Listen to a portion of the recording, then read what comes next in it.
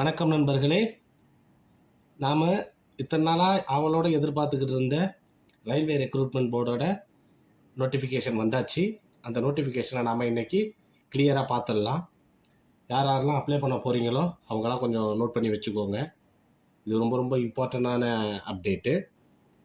Once நீங்கள் ஆன்லைனில் apply பண்ணும்போது உங்களுக்கு இந்த தகவல்கள் தேவைப்படும். ஏன்னா எல்லாராலையும் இந்த ஃபுல் நோட்டிஃபிகேஷனையும் போயிட்டு பார்க்க முடியாது இல்லையா, பார்த்து படிக்க முடியாது. ஸோ அவங்களுக்காக இதை ரெடி பண்ணியிருக்கிறோம்.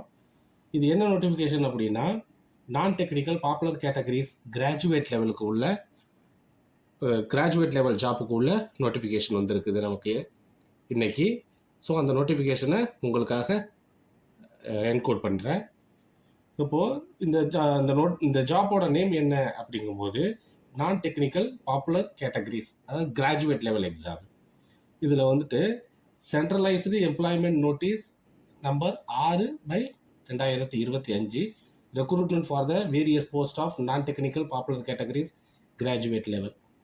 ஸோ இப்போது நம்ம இதோட இம்பார்ட்டன்ட் டேட்டை ஃபஸ்ட்டு பார்த்துருவோம். இது எப்போ வந்துட்டு எம்ப்ளாய்மெண்ட் நியூஸில் இந்த நோட்டிஃபிகேஷனுக்கான ப்ரீ ஆர்டர் இஷ்யூ பண்ணாங்க அப்படின்னா 4/10/2025 அன்னைக்கு இதுக்கான ப்ரீ ஆர்டரை இஷ்யூ பண்ணியிருந்தாங்க. அதாவது அட்வர்டைஸ்மெண்ட் கொடுத்துருந்தாங்க, இதே மாதிரி ஒரு ரெக்ரூட்மெண்ட் வரப்போகுது அப்படின்ட்டு. இதோட இந்த அப்ளிகேஷன் என்னையிலேருந்து ஓப்பன் ஆகுது அப்படின்னா, இன்னையிலேருந்து 21/10/2025 அப்ளிகேஷன் அவைலபிளாக இருக்குது வெப்சைட்டில். நீங்கள் அந்த ஆர்ஆர்பி வெப்சைட் போனீங்க அப்படின்னா உங்களுக்கு அதில் டேப் இருக்குது. நீங்கள் அதை கிளிக் பண்ணி நீங்கள் ஆன்லைனில் அப்ளை பண்ணிக்கலாம். இதோட க்ளோசிங் டேட் என்ன, அதாவது லாஸ்ட் டேட் என்ன அப்படின்னா 20/11/2025, அடுத்த மாதம் நவம்பர் மாதம் 20ஆம் வரைக்கும் நைட்டு 23:59 ஹவர்ஸ், அது 11:59 வரைக்கும் நீங்கள் அப்ளை பண்ணலாம். Last date for application for fee payment, அதாவது நீங்கள் பணம் கட்டுறதுக்கான லாஸ்ட் டேட்டு 22/11/2025 நீங்கள் உங்களோட அப்ளிகேஷன் ஃபீஸை பே பண்ணியிருக்கணும். அது வரைக்கும் உங்கள் அப்ளிகேஷன் விண்டோ ஓப்பனில் இருக்கும். ஆனால் நீங்கள் 20 வரைக்கும் தான் 20/11/2025 வரைக்கும் தான் நீங்கள் உங்களோட அப்ளிகேஷனை ஃபில் பண்ண முடியும். அதுக்கப்புறம் 2 நாள் கிரேஸ் கொடுத்துருக்குறாங்க. அது எதுக்காக அப்படின்னா நீங்கள் பே பண்ணுறதுக்காக, ஃபீ பே பண்ணுறதுக்காக.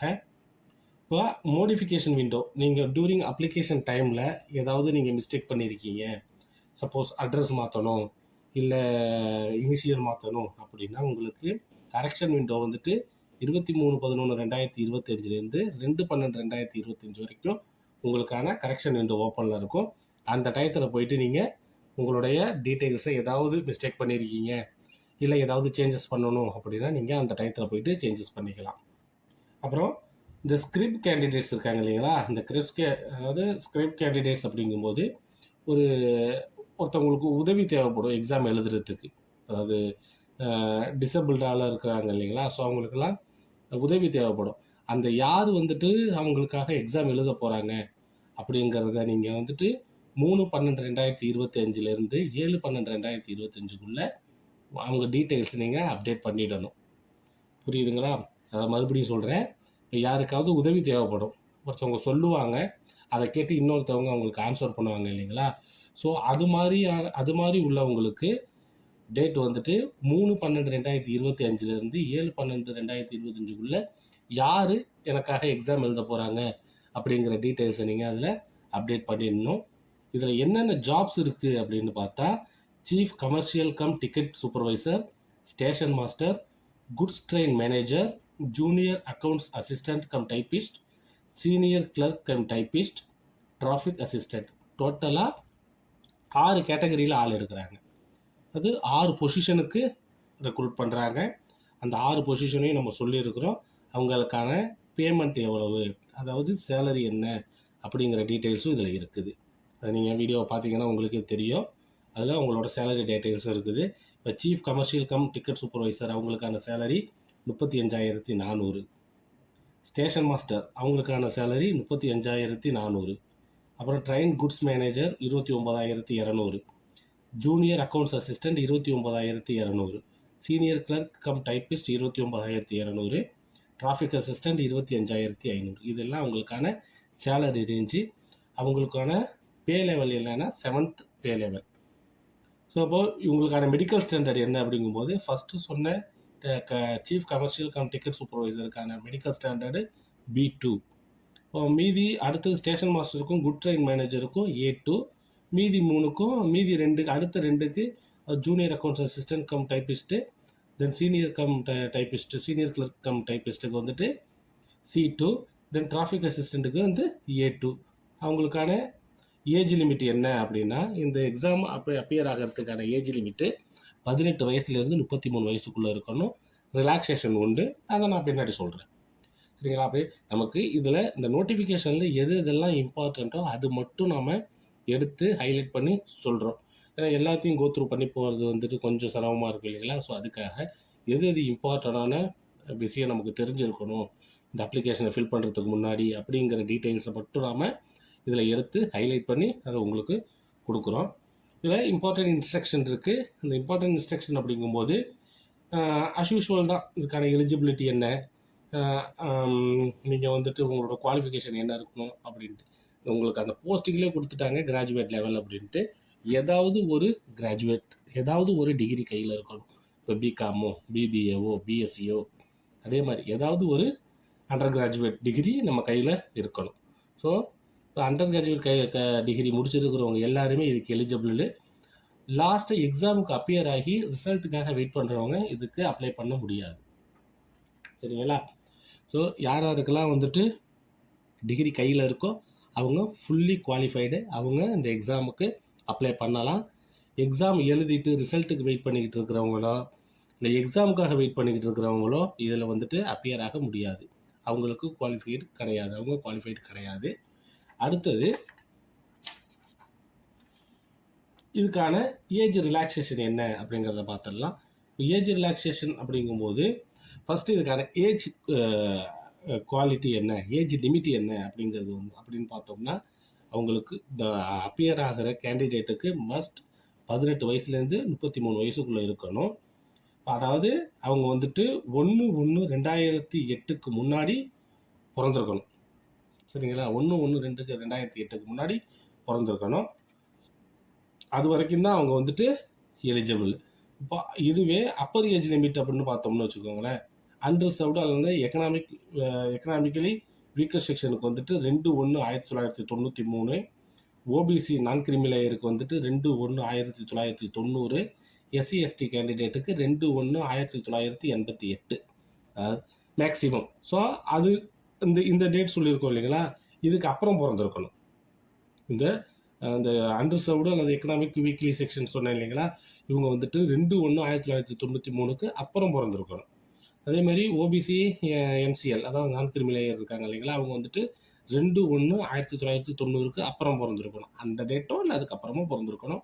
அதே மாதிரி எஸ்சி எஸ்டி வந்துட்டு 2/1/1988 அதுக்கு அந்த டேட்லேயோ இல்லை அதுக்கப்புறமா பிறந்திருக்கணும். இப்போ ரிலாக்ஸேஷன் பார்ப்போம். இப்போ எஸ்சி எஸ்டி கேண்டிடேட்ஸுக்கு வந்துட்டு 5 இயர் ரிலாக்ஸேஷன், அவங்களுக்கு வந்துட்டு 5 வருஷம் ரிலாக்ஸேஷனு. அதே மாதிரி ஓபிசி நான் கிரிமி லேயர் இருக்காங்க இல்லைங்களா, அவங்களுக்கு 3 வருஷம் ரிலாக்ஸேஷன் கொடுத்துருக்குறாங்க. இப்போ எக்ஸ் சர்வீஸ் மேனுக்கு அவங்களுக்கு வந்துட்டு economically weaker section and unreserved அவங்களுக்கு வந்துட்டு 3 வருஷம். அதே மாதிரி எக்ஸ் சர்வீஸ் மேன் ஓபிசி நான் கிரிமி லேயரில் வந்துட்டு 6 வருஷம்.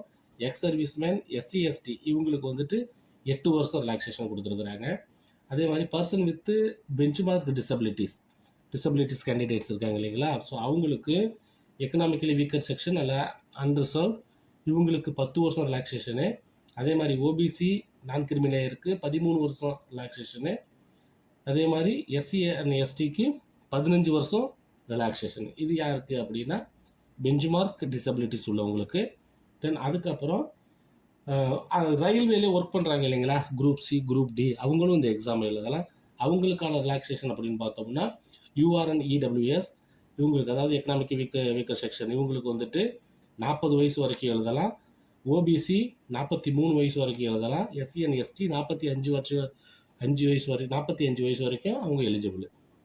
அதே மாதிரி குவாசி அட்மினிஸ்ட்ரேஷனில் ஒர்க் பண்ணுறாங்க இல்லைங்களா, அதாவது ரயில்வே கேன்டீன்ஸு, கோஆப்ரேட்டிவ் சொசைட்டிஸ் இதில் ஒர்க் பண்ணுறாங்க இல்லைங்களா, இவங்களுக்கெல்லாம் வந்துட்டு 5 வருஷம் ரிலாக்ஸேஷன் கொடுத்துருக்குறாங்க.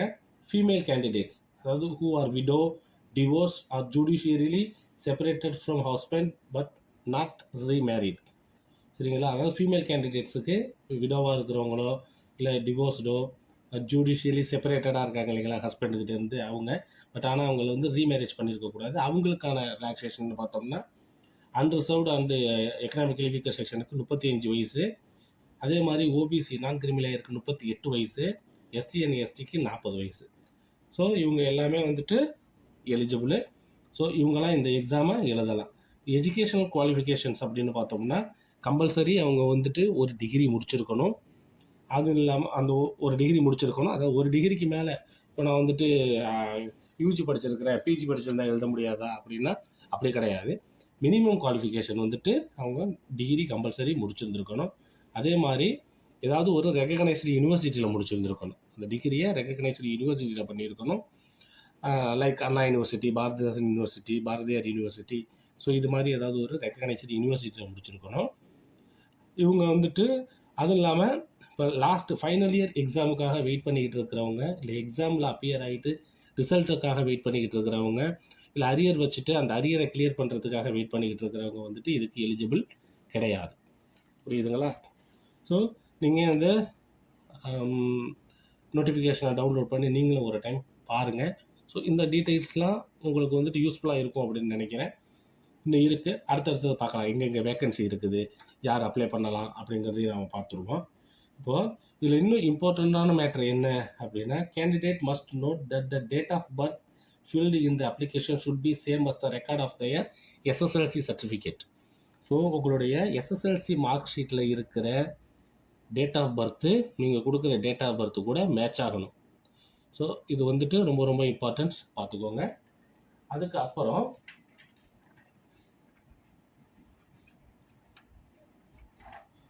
அடுத்ததாக எக்ஸாமினேஷன் ஃபீஸ். இப்போ எக்ஸாமினேஷன் ஃபீஸ் அப்படிங்கும்போது எல்லா கேண்டிடேட்ஸுக்கும், அதாவது எல்லா கேண்டிடேட்ஸுக்கும் எக்ஸாமினேஷன் ஃபீஸ் 500 ருபீஸு. அது கேண்டிடேட்ஸ் வந்துட்டு who being SC and ST, ex serviceman, benchmark disability, female, transgender, minorities or economically backward classes, EBC அப்படின்னு சொல்லுவாங்க இல்லைங்களா, இவங்களுக்கெல்லாம் வந்துட்டு 250 ரூபா ஃபீஸு. ஆல் அண்டர்சர்வ்டு இவங்க மேல் கேண்டிடேட்ஸு இவங்க எல்லாருக்குமே வந்துட்டு 500 ருபீஸ் ஃபீஸு. இப்போது இந்த female, SC and ST, ex serviceman, disability, female, transgender, minorities, economically backward class, so இவங்க எல்லாருக்குமே வந்துட்டு 250 ரூபா வந்துட்டு எக்ஸாம் ஃபீஸு. இப்போ mode of payment fee payment அப்படிங்கும்போது இது எப்படி பே பண்ணணும் அப்படின்னா த்ரூ ஆன்லைனில் தான் பே பண்ணணும். ஆஃப்லைன் பேமெண்ட் கிடையாது, ஆஃப்லைன் பேமெண்ட் மெத்தடு கிடையாது. முன்னாடிலாம் நம்ம டிடி எடுத்து கொடுப்போம், செல்லான் டவுன்லோட் பண்ணி அதை வந்துட்டு போய் பேங்க்கில் பே பண்ணுவோம் இல்லைங்களா, பேங்க்கில் பே பண்ணிட்டு அதுக்கப்புறம் அப்டேட் பண்ணுவோம் இல்லைங்களா, அது மாதிரி கிடையாது. த்ரூ எல்லாமே ஆன்லைன் பேமெண்ட்டு தான். ஆன்லைன் பேமெண்ட் அப்படிங்கும்போது நீங்கள் QR கோடை ஸ்கேன் பண்ணி பண்ணலாம், அப்படி இல்லைன்னா நெட் பேங்கிங் யூஸ் பண்ணலாம், அப்படி இல்லைன்னா ஏடிஎம் கார்டு யூஸ் பண்ணலாம், அதாவது டெபிட் கார்டு யூஸ் பண்ணலாம், அப்படி இல்லைன்னா நீங்கள் கிரெடிட் கார்டு யூஸ் பண்ணி உங்களுடைய எக்ஸாமினேஷன் ஃபீ அமௌண்ட்டை பே பண்ணலாம். அதுக்கப்புறம் வந்துட்டு ரீஃபண்டு. இப்போ 500 ருபீஸ் நீங்கள் வந்துட்டு பே பண்ணுறீங்கன்னு வச்சுக்கங்களேன். நீங்கள் ஃபஸ்ட்டு ஸ்டேஜ் எக்ஸாம் கிளியர் பண்ணும்போது எக்ஸாம் நீங்கள் அட்டன் பண்ணிவிட்டு வெளியில் வந்துட்டீங்க அப்படின்னாலே நீங்கள் வந்துட்டு ரீஃபண்டுக்கு எலிஜிபிள். சரிங்களா? பட் கம்பல்சரி நீங்கள் எக்ஸாம் அட்டன் பண்ணியிருந்துருக்கணும். அட்டன் பண்ணியிருந்தீங்க அப்படின்னா நீங்கள் வந்துட்டு உங்களுக்கு வந்துட்டு எலிஜிபிள். எவ்வளோ வரும் அப்படின்னா இந்த அன்ரிசர்வ்டில் 500 பே பண்ணுறேன் இல்லைங்களா, உங்களுக்கு 400 ரீஃபண்ட் பண்ணிவிடுவாங்க. ஸோ நீங்கள் எக்ஸாம் ஃபஸ்ட்டு ஸ்டேஜ் சிபிடியில் நீங்கள் அப்பியர் ஆகிட்டீங்க அப்படின்னா உங்களுக்கான ரீஃபண்ட் அமௌண்ட்டு வந்துடும். ஸோ அப்போ நீங்கள் என்ன பண்ணணும் அப்படின்னா நீங்கள் பேங்க்கில் நீங்கள் ஒன்ஸ் அப்ளை பண்ணும்போது உங்களுடைய பேங்க் டீட்டெயில்ஸை கிளியராக கொடுக்கணும். கரெக்டாக உங்களோட பேங்க் டீட்டெயில்ஸை நீங்கள் கொடுத்துருந்தீங்க அப்படின்னா உங்களுக்கான ரீஃபண்ட் அமௌண்ட்டு உங்கள் பேங்க் அக்கௌண்ட்லேயே கிரெடிட் ஆகிடும், திரும்ப ரீக்ரெடிட் ஆகிடும், ரீஃபண்ட் ஆகிடும். சரிங்களா? ஸோ அதுக்கப்புறம் வந்துட்டு என்னென்ன மாதிரியான எக்ஸாம் இருக்குது அப்படிங்கிறத நாம் அடுத்தது பார்ப்போம். ஸோ இதில் எதுவும் டவுட்ஸ் இருக்காது அப்படின்ட்டு நினைக்கிறேன். ஸோ ஃபீ பேமெண்ட்டுக்கு வந்துட்டு வேறு ஏதாவது பண்ணணுமா, ரெப்ரசன்டேஷன் பண்ணணுமா அப்படின்னா அப்படிலாம் கிடையாது. ஒரு அப்ளிகேஷனுக்கு ஒரு ஃபீஸ் தான் நீங்கள் பே பண்ணணும். அதுக்கு மேலே நீங்கள் பே பண்ணால் அது வந்துட்டு அக்செப்ட் ஆகாது, ரிஜெக்ட் ஆகிடும். தென் அதுக்கப்புறம் உங்களுடைய எக்ஸாமினேஷன் ப்ரொசீஜர், அதாவது எப்படி என்னென்ன மாதிரியான எக்ஸாம் இருக்குது அப்படின்னு பார்த்தீங்கன்னா, மொத்தம் 3 ஸ்டேஜாக இருக்கும். ஒன்று வந்துட்டு சிபிடி கம்ப்யூட்டர் பேஸ்டு டெஸ்ட்டு, அடுத்தது வந்துட்டு CBAT computer based aptitude test, then அதுக்கு அப்புறம் certificate verification. Suppose typing test இருந்தது, டைப்பிங்கான ஜாப், அதாவது டைப்பிஸ்ட்டுக்காக அப்ளை பண்ணியிருக்கீங்க அப்படின்னா அவங்களுக்கு டைப்பிங் டெஸ்ட் இருக்கும். அது முடிஞ்சதுக்கப்புறம் அவங்களுக்கு வந்துட்டு டாக்குமெண்ட் வெரிஃபிகேஷன் முடிச்சதுக்கு அப்புறமா உங்களுக்கு போஸ்டிங், அதாவது அங்கே இருக்கிற ரிசர்வேஷனுக்கு தகுந்த மாதிரி உங்களுக்கான போஸ்டிங்ஸ் போட்டு கொடுத்துருவாங்க. இப்போ first stage computer based test அப்படிங்கும்போது அது என்ன அப்படின்னு வச்சுங்களேன். அதில் என்னென்ன இருக்கும் அப்படின்னா, general awareness, mathematics, general intelligence and reasoning. So டோட்டலாக 100 கொஸ்டின். 100 கொஸ்டினில் ஜென்ரல் அவேர்னஸ் வந்துட்டு 40 கொஸ்டின் இருக்கும், மேத்தமெட்டிக்ஸ் 30 கொஸ்டின் இருக்கும், general intelligence and reasoning 30 questions இருக்கும். ஸோ டோட்டலாக 100 கொஸ்டின்ஸ் உங்களுக்கு. இது என்னென்னா டோட்டலாக எவ்வளோ டைம் அப்படின்னா 120 மினிட்ஸ். 120 மினிட்ஸ் அப்படிங்கும்போது எவ்வளோ நேரம்? 2 ஹவர்ஸ் இல்லைங்களா? உங்களுக்கு 2 ஹவர்ஸ் எக்ஸாமு. இதில் நெகட்டிவ் மார்க் உண்டு அப்படின்னு கேட்டிங்கன்னா கம்பல்சரி நெகட்டிவ் மார்க் உண்டு. அதாவது ஃபஸ்ட்டு ஸ்டேஜ் சிபிடிக்கு நெகட்டிவ் மார்க் உண்டு. 1/3 பேசிஸில் உங்களுக்கு நெகட்டிவ் மார்க் கொடுப்பாங்க. சரிங்களா? அதாவது ஒரு கொஸ்டின்ஸ் 3 கொஸ்டினுக்கு ஒரு கொஸ்டின் தப்பு அப்படின்னா அதுக்கு வந்துட்டு நெகட்டிவ் மார்க் உண்டு. ஸோ மேத்தமெட்டிக்ஸ் அப்படிங்கும்போது உங்களுக்கான சப்ஜெக்ட் டீட்டெயில்ஸும் இதிலே கொடுத்துருக்குறாங்க. நீங்கள் ஒன்ஸ் நோட்டிஃபிகேஷனை கிளியர் பண்ணி பாருங்கள், டவுன்லோட் பண்ணி பாருங்கள். அப்படி இல்லைன்னா உங்களுக்கு சிலபஸ் இருக்கும், சிலபஸை நீங்கள் டவுன்லோட் பண்ணி அந்த சிலபஸுக்கு தகுந்த மாதிரி நீங்கள் தகுந்த மாதிரி நீங்கள் ப்ரிப்பேர் பண்ணிக்கோங்க. இப்போ மேத்தமெட்டிக்ஸ் அப்படிங்கும்போது number system, decimals, fractions, LCM, HCF, ratio and proportions, percentage, measurement, இது எல்லாமே வந்திருக்கும். இது கிளியராக இருக்குது. அந்த நோட்டிஃபிகேஷன்லேயே உங்களுக்கு கிளியராக கொடுத்துருக்காங்க. அதை நீங்கள் படித்து பார்த்துக்கோங்க. அதே மாதிரி ஜென்ரல் இன்டெலிஜென்ஸ் அண்ட் ரீசனிங் அப்படிங்கும்போது analogies, completion of numbers, alphabets series. இந்த ஆல்ஃபபெட் சீரியஸ் அப்படிங்கும்போது உங்களுக்கு நல்லா தெரிஞ்சிருக்கும். ஏபிசிடி, தென் இடையில ஒரு வார்த்தை ஒரு லெட்டர் விட்டுருப்பாங்க, அப்புறம் இஎஃப்ஜி ஹெச் அதே மாதிரிலாம் கொடுத்துருப்பாங்க இல்லைங்களா? ஸோ மிஸ்ஸிங் நம்பர்ஸை கண்டுபிடிங்க, மிஸ்ஸிங் ஆல்ஃபபெட்ஸை கண்டுபிடிங்க அப்படின்னு கொடுத்துருப்பாங்க இல்லைங்களா? ஸோ அது மாதிரி இதுதான் வந்து ஜென்ரல் இன்டெலிஜென்ஸ் அண்ட் ரீசனிங்கு. அதே மாதிரி map, decision making, course of action, then interpretation skill, graph, இது எல்லாம் உங்களுக்கு கொஸ்டின் கேட்பாங்க இல்லைங்களா? ஸோ இது எல்லாமே ஜென்ரல் இன்டெலிஜென்ஸ் அண்டு ரீசனிங்கில் வந்துடும். அதுக்கப்புறம் ஜென்ரல் அவேர்னஸ் அப்படிங்கும்போது current events, current affairs. So இது எல்லாமே வந்துட்டு உங்களுக்கு அந்த செக்ஷனில் வந்துடும். ஸோ அதுக்கப்புறமா பார்த்தோம் அப்படின்னா ரெக்ரூட்மெண்ட் ப்ராசஸ். இப்போ ரெக்ரூட்மெண்ட் ப்ராசஸ் எப்படி இருக்கும் அப்படின்னு பார்த்தோம்னு வச்சுங்களேன். Only one online application through any of the official website of RRB is required to be submitted by the candidates. So நீங்கள் ஒரே ஒரு அப்ளிகேஷன் தான் உங்களால் அனுப்ப முடியும். ஒரு அப்ளிகேஷன் தான் நீங்கள் போடலாம். 2 அப்ளிகேஷன்லாம் போட்டிங்க அப்படின்னா நீங்கள் டிஸ்குவாலிஃபைட் ஆகிடுவீங்க. உங்களோட அப்ளிகேஷனை ரிஜெக்ட் பண்ணிவிடுவாங்க. அப்புறம் வந்து the recruitment process shall involve first stage computer test. அதை நம்ம ஃபஸ்ட்டே சொன்னேன் இல்லைங்களா? ஸோ ஃபஸ்ட்டு எக்ஸாம் வந்துட்டு உங்களுக்கு சிபிடி, செகண்ட் ஸ்டேஜ் வந்துட்டு ஆப்டிடியூட் டெஸ்ட்டு, தேர்டு வந்துட்டு சிபிடி எஸ்டி, அதாவது டைப்பிங் ஸ்கில் டெஸ்ட்டு. அதுக்கப்புறம் வந்துட்டு டாக்குமெண்ட் வெரிஃபிகேஷன், தென் அதுக்கப்புறம் selection made by strictly as per merit. So அதுக்கப்புறம் உங்களுக்கு ஒரு மெரிட் லிஸ்ட்னு ஒன்று ரிலீஸ் பண்ணுவாங்க. அந்த மெரிட் லிஸ்ட்டில் வந்துட்டு மெரிட் லிஸ்ட்டு படி உங்களுக்கு போஸ்டிங் கொடுத்துருவாங்க. இப்போ second stage computer based test அப்படிங்கும்போது short listing candidates is second stage CBT shall be based on the normalised marks obtained by the first stage of CBT. நீங்கள் ஃபஸ்ட்டு ஸ்டேஜ் எக்ஸாமை clear பண்ணியிருந்தீங்க அப்படின்னா நீங்கள் செகண்ட் ஸ்டேஜுக்கு appear ஆக முடியும். Then அதுக்கப்புறம் இந்த number of questions in each நம்ம ஆல்ரெடி சொல்லியிருந்தோம் இல்லைங்களா? இப்போ செகண்ட் ஸ்டேஜ் நான் ஆல்ரெடி ஃபஸ்ட் ஸ்டேஜ் சொல்லியிருந்தேன் 40, 30, 30 அப்படின்ட்டு. இப்போ செகண்ட் ஸ்டேஜில் வந்துட்டு ஜென்ரல் அவேர்னஸில் 50 கொஸ்டின்ஸ் இருக்கும், மேத்தமெட்டிக்ஸில் 35 கொஸ்டின் இருக்கும், ஜென்ரல் இன்டெலிஜென்ஸ் அண்ட் ரீசனிங்கில் 35 கொஸ்டின் இருக்கும். Total number of questions 120. So இதுக்கும் டைமிங் எவ்வளோ நேரம் அப்படின்னு பார்த்தீங்கன்னா 120 மினிட்ஸ் தான். இதில் வந்துட்டு இதுலேயும் அதே தான், mathematics, general intelligence and reasoning, general awareness. So same as CBT 1 உங்களுக்கு எப்படி இருக்குமோ என்ன சிலபஸோ அதே சிலபஸ் தான் உங்களுக்கு சிபிடி 2லையும். எதுக்காக அப்படின்னா ஃபில்டர் பண்ணுறதுக்காக. ஸோ இதுதான் வந்துட்டு உங்களுடைய எக்ஸாம் ரெக்ரூட்மெண்ட் ப்ராசஸ்ஸு. இந்த ரெக்ரூட்மெண்ட் ப்ராசஸை அவங்க ஸ்ட்ரிக்டாக ஃபாலோ பண்ணுவாங்க. நீங்களும் இதை தான் ஸ்ட்ரிக்டாக ஃபாலோ பண்ண போகிறீங்க. இப்போ டாக்குமெண்ட் வெரிஃபிகேஷன்ஸ் முடிச்சுட்டு அதுக்கப்புறம் என்ன பண்ணுவாங்க அப்படின்னா, உங்களுக்கு மெடிக்கல் டெஸ்ட் இருக்கும். மெடிக்கல் ஃபிட்னஸ் டெஸ்ட்டு, அதாவது ஐசைட்டு, ஐ விசிட்டு, தென் அதுக்கப்புறம் அந்த டிசபிலிட்டிஸ் செக்கு. ஸோ இது மாதிரியான டெஸ்ட்லாம் இருக்கும். மெடிக்கல் டெஸ்ட் இருக்கும், டாக்குமெண்ட் வெரிஃபிகேஷன்ஸு. ஸோ நீங்கள் அப்ளிகேஷன் ஃபில் பண்ணும்போதே கொஞ்சம் கவனமாக உங்களோட டேட் ஆஃப் பர்த்லாம் கொடுங்க. ஏன்னா உங்களோட டேட் ஆஃப் பர்த் வந்துட்டு மிஸ்மேட்ச் ஆனது அப்படின்னா, நீங்கள் எல்லா எக்ஸாமையும் கிளியர் பண்ணிவிட்டு டாக்குமெண்ட் வெரிஃபிகேஷனுக்கு போகும்போது உங்களுடைய கேண்டிடேச்சர் வந்துட்டு கேன்சல் ஆகிறதுக்கான வாய்ப்பு இருக்குது, இல்லை ரிஜெக்ட் ஆகிறதுக்கான வாய்ப்பு இருக்குது. ஸோ நீங்கள் எக்ஸாம் அப்ளிகேஷன் பண்ணும்போது உங்களுடைய மார்க் ஷீட் நம்பர், தென் உங்களுடைய டேட் ஆஃப் பர்த், இது எல்லாத்தையுமே கொஞ்சம் கிளியராக கொடுங்க. தென் இப்போது என்ன பார்க்க போகிறோம் அப்படின்னா, இது போஸ்ட் வைஸ் பேராமீட்டர்ஸ். இந்த போஸ்ட் வைஸ் பேராமீட்டர்ஸ் அப்படின்னு பார்த்தோன்னா, இந்த chief commercial cum ticket supervisors. So இதில் வந்துட்டு இவங்களுடைய இதுக்கு வந்துட்டு மினிமம் குவாலிஃபிகேஷன் என்ன இருக்கும் அப்படின்னா, degree from the recognised university or its equivalent. Station மாஸ்டருக்கு அப்படிங்கும்போது அவங்களுக்கும் அதே தான், degree from the recognised university.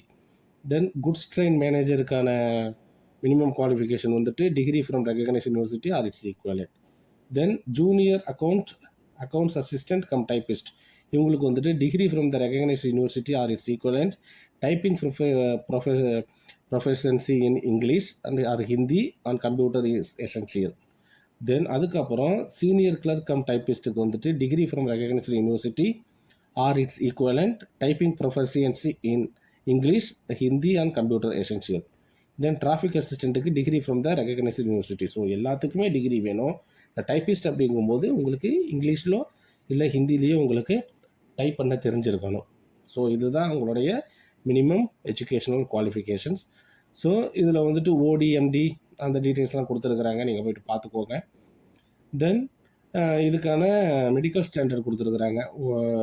Medical standard நம்ம ஆல்ரெடி நான் சொன்னது தான். So chief commercial cum ticket சூப்பர்வைசருக்கான medical standard B2, station master and goods train மேனேஜருக்கான medical standard A2, then junior accounts assistant cum typist, senior clerk cum typist இவங்களுக்கான medical standard C2, then traffic assistant இவங்களுக்கான medical standard A2. அதாவது medical standard அப்படிங்கும்போது இந்த மாதிரியான medical provide பண்ணுறாங்க அப்படிங்கிறதுக்கான இது. ஸோ இவங்களோட பேமெண்ட் லெவல், அந்த பேமெண்ட் லெவலையும் கொடுத்துருக்குறாங்க, அதையும் பார்த்துக்கோங்க கொஞ்சம். தென் அதுக்கப்புறம் வேக்கன்சி. இப்போ வேக்கன்சி வந்துட்டு இது இந்தியா ஃபுல்லாகவே ரெக்ரூட்மெண்ட் நடக்குது. இந்தியா ஃபுல்லாகவே ரெக்ரூட்மெண்ட் நடந்தாலும் ஆர்ஆர்பி சென்னையில் மட்டும் எவ்வளோ வேக்கன்சி இருக்குது அப்படிங்கிறத வந்துட்டு நம்ம கொடுத்துருக்குறோம். ஏன்னா அதுதானே நமக்கு தேவை. இப்போ சீஃப் கமர்ஷியல் கம் டிக்கெட் சூப்பர்வைசருக்கு வந்துட்டு எவ்வளோ வேக்கன்சி இருக்குது அப்படிங்கும்போது எஸ்சி செக்ஷனுக்கு 1, எஸ்டிக்கு 1, ஓபிசி 4, டோட்டலாக 6. அதே மாதிரி ஸ்டேஷன் மாஸ்டருக்கு டோட்டலாக 2 வேக்கன்சி இருக்குது. தென் குட்ஸ் ட்ரெயின் மேனேஜருக்கு டோட்டலாக 3 வேக்கன்சி இருக்குது. Junior accounts assistant cum typist டோட்டலாக 17 வேக்கன்சி இருக்குது. Junior accounts assistant cum typist இதில் டோட்டலாக 108 வேக்கன்ட் இருக்குது, அதாவது சதர்ன் ரயில்வேயில். Then senior clerk cum typist ஐசிஎஃப்பில் வந்துட்டு 1 வேக்கன்ட் இருக்குது. Then senior clerk cum typist இதில் வந்துட்டு சதர்ன் ரயில்வேயில் 50 வேக்கன்ட் இருக்குது. ஸோ ஆர்ஆர்பி சென்னையில் டோட்டலாக 187 வேக்கன்ட் இருக்குது. எக்ஸ் சர்வீஸ் மேனுக்கு 18 வேக்கன்சி இருக்குது. விஐ 2 வேக்கன்ட் இருக்குது. ஹெச்ஐ 3 வேக்கன்ட் இருக்குது. எல்டி 2 வேக்கன்ட் இருக்குது. தென் எம்டிக்கு வந்துட்டு 1 வேக்கன்ட் இருக்குது. ஸோ இது எல்லாமே வந்துட்டு இந்த விஐ, ஹெச்ஐ, எல்டி, ஓடி, எம்டிலாம் இருக்குது இல்லைங்களா. ஸோ இது எல்லாமே ரயில்வேலேயே ஒர்க் பண்ணிகிட்டு இருக்காங்க இல்லைங்களா. ஸோ அவங்களுக்கான உள்ளது ஒரு ப்ரொமோஷன் பேசிஸில் போடுறது. ஸோ இப்போ ஆர்ஆர்பி சென்னையில், ஆனால் ஆல் ஓவர் தமிழ்நாடு ஃபுல்லாகவே 5180 வேக்கன்சி இருக்குது. சாரி, ஆல் ஓவர் இந்தியா ஃபுல்லாகவே 5180 வேக்கன்சி கிட்ட இருக்குது. ஸோ இது இன்க்ரீஸ் ஆகிறதுக்கான சான்சஸும் அதிகம் உண்டு. ஸோ நீங்கள் அப்ளை பண்ணுங்கள். நீங்கள் அதுலேயே வந்துட்டு உங்களுக்கு ஆப்ஷன் இருக்கும். எந்த ரயில்வேல நீங்கள் அப்ளை பண்ண போகிறீங்க, அதாவது சதர்ன் ரயில்வேவா, நார்த்தன் ரயில்வேவா, வெஸ்டர்னா, ஈஸ்டர்னா, நார்த் வெஸ்டா அப்படின்ட்டு இருக்கும். அதில் உங்களுக்கு எத்தனை சாய்ஸ் கொடுத்துருக்காங்கன்ட்டு பாருங்கள், எங்கெங்கே அப்ளை பண்ணலாம் அப்படின்ட்டு. அதுக்கு தகுந்த மாதிரி அப்ளை பண்ணுங்கள். நீங்கள் எங்கே அப்ளை பண்ணணும் அப்படின்னா www.rrbchennai.gov.in அப்படிங்கிற வெப்சைட்டுக்குள்ளே போனீங்கன்னா அதில் வந்து நம்ம ஃபஸ்ட்டு காட்டணும் இல்லைங்களா ஸ்க்ரீனு, அந்த ஸ்க்ரீனில் உள்ள மாதிரி தெரியும். அதில் போயிட்டு அப்ளை ஆன்லைன் கொடுத்தீங்க அப்படின்னா ஓப்பன் ஆகும். நீங்கள் அதில் போயிட்டு அப்ளை பண்ணுங்கள். ஸோ வாழ்த்துக்கள், நல்லபடியாக அப்ளை பண்ணுங்கள், நல்லா எக்ஸாம் பண்ணுங்கள். ஸோ இந்த வீடியோ உங்களுக்கு பிடிச்சிருந்தது அப்படின்னா லைக் பண்ணுங்கள், உங்கள் ஃப்ரெண்ட்ஸ் கூட ஷேர் பண்ணுங்கள். சப்ஸ்கிரைப் பண்ணாமல் பார்த்தீங்க அப்படின்னா வீடியோவை சப்ஸ்கிரைப் பண்ணுங்கள். மீண்டும் அடுத்த வீடியோவில் நான் உங்களை சந்திக்கிறேன். நல்லா படிங்க, கொஞ்சம் ப்ரிப்பேர் பண்ணுங்கள், சிலபஸை எடுத்து பாருங்கள். அந்த சிலபஸுக்கு தகுந்த மாதிரி ப்ரிப்பேர் பண்ணீங்க அப்படின்னா நீங்கள் ஈஸியாக இந்த எக்ஸாமை கிளியர் பண்ணலாம். அடுத்த வீடியோவில் உங்களை சந்திக்கிறேன். அதுவரை உங்களிடம் விடைபெறுகிறேன். நன்றி, வணக்கம்.